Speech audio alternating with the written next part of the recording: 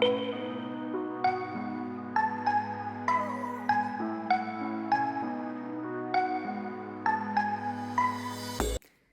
the upcoming videos, we will be discussing some of the important topics, formulae and theorems after the analysis of some of the model papers, the district paper, taluk paper and state level preparatory paper issued by Karnataka government for mathematics subject. In this video, I am going to discuss some of the important topics of mathematics subject. I have already analyzed almost 7 question papers which is released by Karnataka government this year based on the updated syllabus. The question papers which I analyzed are the 4 model question papers available in KSEEB website and the district level, taluk level and state level preparatory examination question papers. Based on the analysis, I have picked up a few important topics and I will be explaining the same so that it will be helpful for you in your upcoming board examinations. So the first topic I am going to explain is from the chapter Statistics, the mean, median and mode. In class 9, you have already studied how to calculate the mean, median and mode of a set of numbers or data. Here, instead of numbers or raw data, we have already classified it into a grouped frequency distribution table and the frequencies according to the class intervals are given. So how to calculate the mean, median and mode of a grouped data? So we take one question and we'll explain how to calculate the mean, median and mode. So this is the question I have selected. In the question, they have given the class interval and frequency. Frequency means the number of occurrences in this class interval. For example, 0 to 10, the number of occurrences is 2. 10 to 20, the number of occurrences is 4. Like that, they have given the data. So this is a grouped frequency distribution table. Now, to calculate the mean, we have the formula sigma fi xi by sigma fi, where fi is the frequency and xi is the middle value of the class. So here to calculate the middle value, we can take upper limit plus lower limit by 2. So here I have found out the xi's and then fi xi means we have to multiply the fi with xi. So we get the values here. Now we move on to sigma fi xi. So you can sum up fi xi and fi and then substitute it in the formula. So you get the mean. And you can see that the mean value, to verify you can see that the mean value lies in the class 20 to 30. Now moving on to mode. Mode means which frequency, which class or which value occurs most. So here you can see that the mode can be found out by the formula L plus F1 minus F0 by 2F1 minus F0 minus F2 into H. There are a lot of variables here. So first we have to identify what these variables are. First, in the table, we have to identify the model class. So how to identify the model class? Here you can see the frequencies. The maximum frequency is 8. So the class corresponding to the maximum frequency is called the model class. So here the model class is 20 to 30. Now once you get the model class, you can find all these values. L is the lower limit of the model class, which is 20. F1 is the frequency of the model class, which is 8. F0 is the previous class frequency, which is 4. F2 is the next class frequency, which is 5. And H is the class size. So we have to substitute the values now. So after substituting the values and simplifying, we get the answer as 25.71. Now how to verify whether the answer is correct? Here we have identified the model class already as 20 to 30. This value should lie within 20 to 30. Next we move on to calculation of median. For the calculation of median, we have to add a new column, CF or cumulative frequency.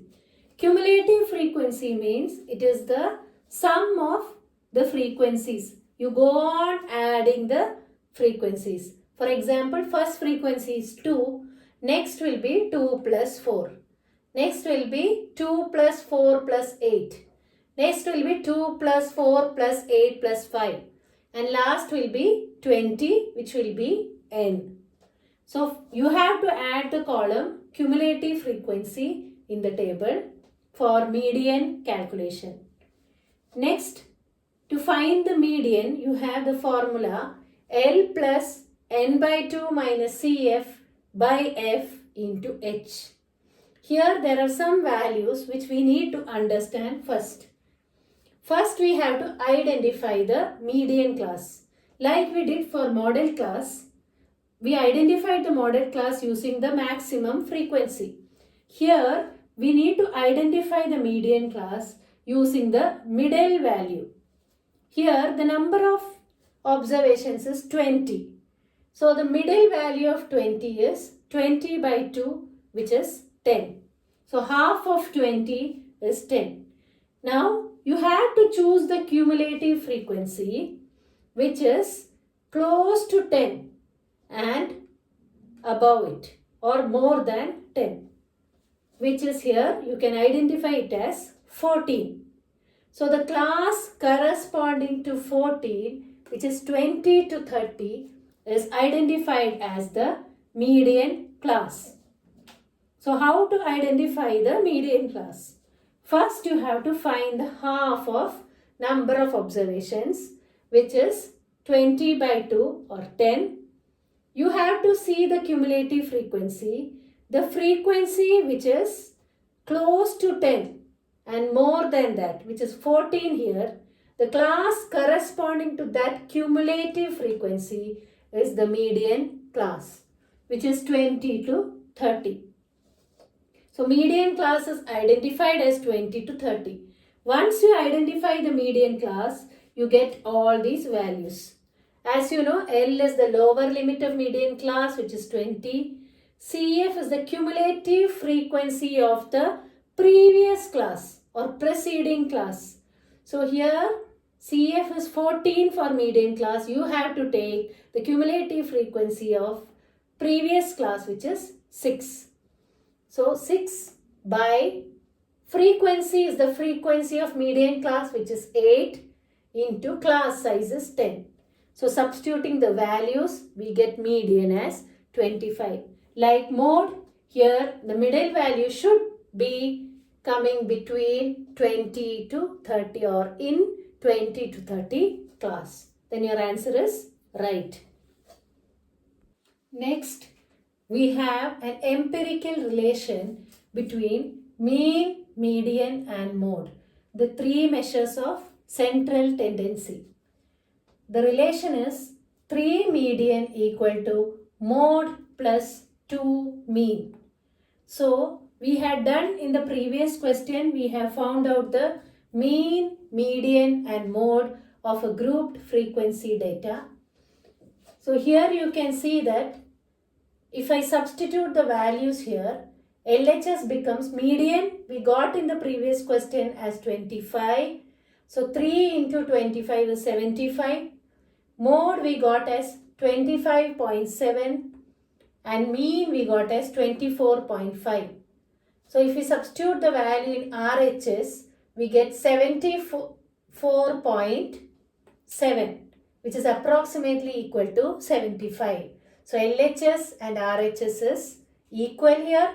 So the relation between mean, median and mode is verified and our answer is correct. Now we move on to the next important chapter, which is arithmetic progression. In this chapter, there are a set of formulae like AP means, or arithmetic progression means, it is a sequence of numbers or series of numbers having a common difference between the terms. It can be represented as A. If A is the first term, then second term will be A plus D, which is the common difference. And then next term will be A plus 2D. Like that, the AP continues till the nth term. Now we have some formulae in that chapter which is important. First one is to find the nth term of an AP. The formula is A plus n minus 1 into D. To find sum of n terms, formula is n by 2 into 2a plus n minus 1 into d if the AP is given, or if the first and last terms are given, then n by 2 into a plus an. Third formula is sum of first n natural numbers, n into n plus 1 by 2. In all these formulae, we have common as a, n, d and an. So a is the first term, d is the common difference, n is the number of terms and an is the nth term of the AP. Next important chapter we are going to discuss here is linear equations in two variables. The linear equation in two variable can be represented as a1x plus b1y plus c1 equal to 0, a2x plus b2y plus c2 equal to 0. As there are two variables, we need a pair of linear equations here and we need to find the unknowns. So here variables are x and y, coefficients of x are a1 and a2, coefficients of y are b1 and b2, constants are c1 and c2. Now we have different methods to solve a linear equation or a pair of linear equations. One is substitution method, elimination method, cross multiplication method and graphical method. Cross multiplication method is not there in the updated syllabus, so we leave that for now. We'll take substitution method, elimination method and graphical method. So we take the same pair of linear equation and find out the variables. So substitution method, we number the linear equations as 1 and 2 and then as the name implies, we substitute one variable in the place of other. So here in equation 1, we get y is equal to 6 minus 2x. We get x in terms of y. And now we substitute this in equation 2, we get x is equal to 2. Once we got the value of x, we can find the value of y by substituting it in equation 3. So we get y is equal to 6 minus 4, which is 2. So the solution is x comma y is 2 comma 2. You can verify the same by putting it in the equations. Going to elimination method, as the name implies, we have to eliminate one variable and find the value of other variable. So to eliminate one variable, the coefficients are same, means you can add or subtract the equations. So here we see that the coefficients of y are same. In case the coefficients are different, we have to make the coefficients same first and then we have to add or subtract. So here already the coefficients are 1, 1. So we subtract, because on subtracting only y will get eliminated. So we get 2x minus x equal to 2. Now substituting the value of x in any one equation, we get y is equal to 2. So x, y values are 2, 2. Next we move on to the graphical method. Now we move on to finding the solution of a pair of linear equation using graphical method. So for graphical method, we have to write the tabular form of x and y. We have to put values for x or y and find the values of y or x. So here I have assumed values of x and found value of y. X is 0, substituting we get y is 6, x is 1, y is 4, x is 2, y is 2. Here we get the same values I have put 0, 1, 2 and 4 I have put.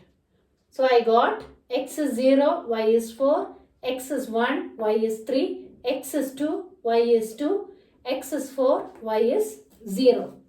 Now we draw the graph and we plot the points. As in coordinate geometry you would have learned to plot the points. So here you can plot the points and the two lines.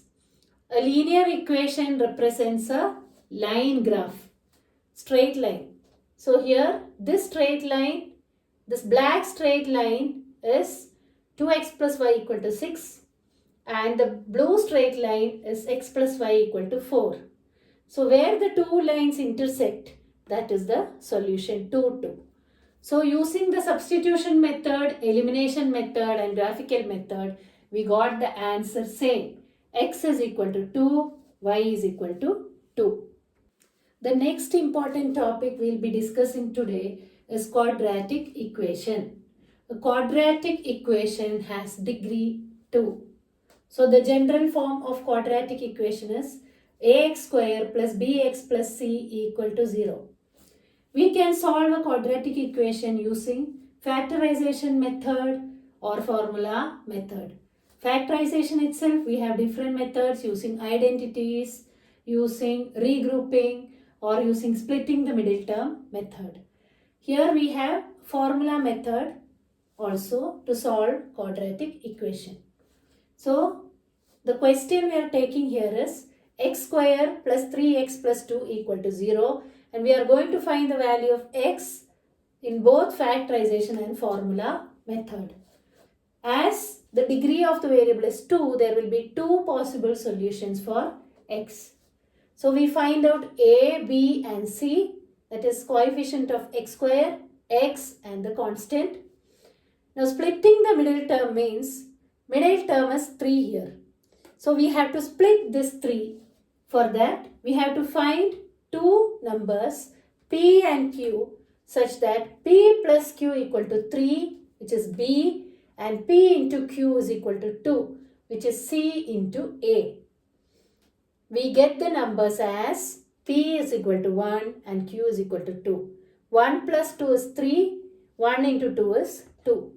So we split the middle term as x square plus 1x plus 2x plus 2, or x taking the first two terms and next two terms, regrouping, we get x into x plus 1 plus 2 into x plus 1 equal to 0, or x equal to minus 2 and x equal to minus 1. Next is a formula method. We have a formula to find the roots of a quadratic equation, which is minus b plus or minus root of b square minus 4ac by 2a. So in the same context, I'll explain how to determine the nature of roots. Nature of roots can be determined by this b square minus 4ac, which is called the discriminant d. Discriminant d is greater than 0 means there are real and distinct roots. Discriminant d is equal to 0 means the roots are equal and real. D is less than 0 means there are no real roots for the equation. So question can come to determine the nature of roots also. So here d is b square minus 4 into 1 into 2, which is 1. So d is greater than 0. So first we got it as real and distinct roots. Now we put the values here. So there are two roots here. One is minus b plus root of b square minus 4ac by 2a, and minus b minus root of b square minus 4ac by 2a. So we substitute the value, we get x is minus 1 and x is minus 2. So you can see that in both the methods we got the same values for the roots.